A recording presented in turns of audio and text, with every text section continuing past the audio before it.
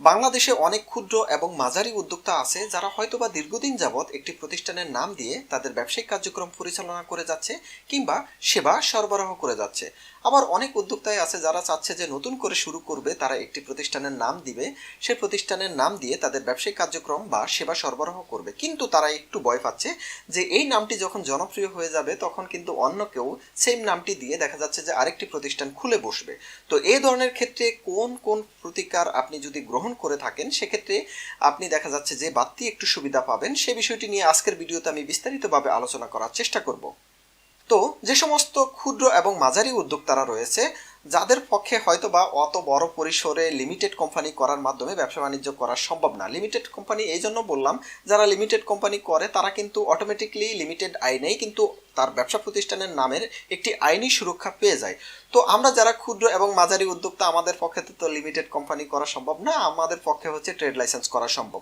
তো আমরা তো ট্রেড লাইসেন্স করে ব্যবসা বাণিজ্য করে যাচ্ছি, কিছুদিন পরে দেখা যাচ্ছে যে আরেকজন সেম নামে আরেকটি ব্যবসা প্রতিষ্ঠান খুলে বসেছে। তো আমি তো এই ট্রেড লাইসেন্স আইনে তার বিরুদ্ধে কোনো প্রতিকার নিতে পারি না, যেহেতু ট্রেড লাইসেন্স আইনে আমাকে কোনো সুরক্ষা দিচ্ছে না।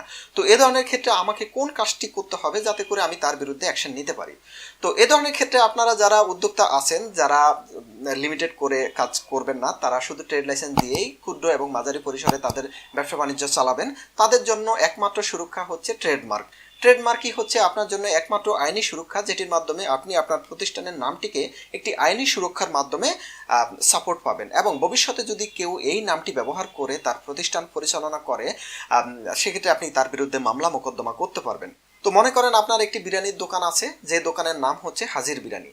তো হাজির বিরিয়ানি একটু জনপ্রিয় হওয়া শুরু করার পরেই দেখলেন আশেপাশের লোকজন কিন্তু সেম নামে বিরিয়ানি বিক্রি করা শুরু করে দিল। তো আপনি তো জটিলতায় পড়ে গেলেন। তো এই ধরনের অনাকাঙ্ক্ষিত জটিলতার হাত থেকে বাঁচার জন্য আপনাকে যে কাজটি করতে হবে সেটি হচ্ছে ট্রেডমার্ক।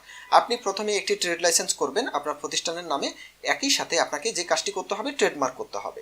তো ট্রেডমার্ক করলে কি হবে, আপনি একটি আইনি সুরক্ষার মধ্যে পড়ে যাবেন। তো ট্রেডমার্ক করার জন্য আপনাদের যে কাগজপত্র লাগবে সেটি হচ্ছে আপনার জাতীয় পরিচয়পত্রের কপি লাগবে, আপনাকে একটি ট্রেড লাইসেন্স করতে হবে, সেই ট্রেড লাইসেন্স একই সাথে আপনার যে হাজির বিরিয়ানি সেই লোগোটি লাগবে। এই তিনটি দিয়ে আপনার প্রতিষ্ঠানের নামে একটি ট্রেডমার্ক আবেদন করতে পারবেন। এই ট্রেডমার্ক আবেদন করার পরবর্তীতে আপনি ট্রেডমার্ক অফিস থেকে একটি রিসিভ কপি পাবেন।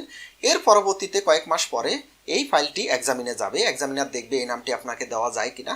যদি উনি সন্তুষ্ট হয় তাহলে আপনাকে নামটি ছাড়পত্র দিবে। ছাড়পত্র দেওয়ার পরবর্তীতে আপনাকে প্রেস করতে হবে, অর্থাৎ পত্রিকায় বিজ্ঞপ্তি দিতে হবে।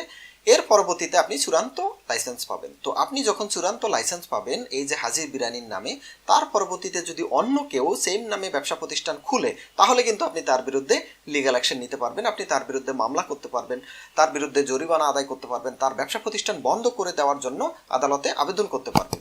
সুতরাং আপনি বিভিন্ন আইনি সুরক্ষার মধ্যে চলে আসবেন শুধুমাত্র আপনার ট্রেডমার্ক করে থাকার কারণে। তো যারা ক্ষুদ্র প্রতিষ্ঠান, যারা মাঝারি প্রতিষ্ঠান, যাদের পক্ষে লিমিটেড কোম্পানি করে ব্যবসা বাণিজ্য করা সম্ভব না, তাদের জন্য কিন্তু এই ট্রেডমার্কই হচ্ছে একমাত্র উপায়। শুধু যে বিরিয়ানির দোকান এরকম না, আপনার দেখা যাচ্ছে যে একটি স্টেশনারির দোকান আছে, সেক্ষেত্রেও আপনি কিন্তু এই দোকানটির নামে ট্রেডমার্ক করে নিতে পারেন।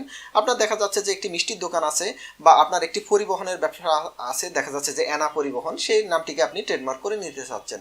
একই সাথে দেখা যাচ্ছে যে আপনার একটি দেখা যাচ্ছে গার্মেন্টসের দোকান আছে, সেই প্রতিষ্ঠানের নামটিকেও আপনি ট্রেডমার্ক করে নিতে পারবেন। সুতরাং যারা ব্যবসা প্রতিষ্ঠান দিয়ে ব্যবসা বাণিজ্য করে যাচ্ছেন বা বিভিন্ন সেবা দিয়ে যাচ্ছেন, তারা কিন্তু লিমিটেড কোম্পানি ছাড়াও শুধুমাত্র ট্রেডমার্কের মাধ্যমেই আপনি একটি আইনি সুরক্ষার মাধ্যমে আপনার ব্যবসা প্রতিষ্ঠানকে নিয়ে আসতে পারবেন।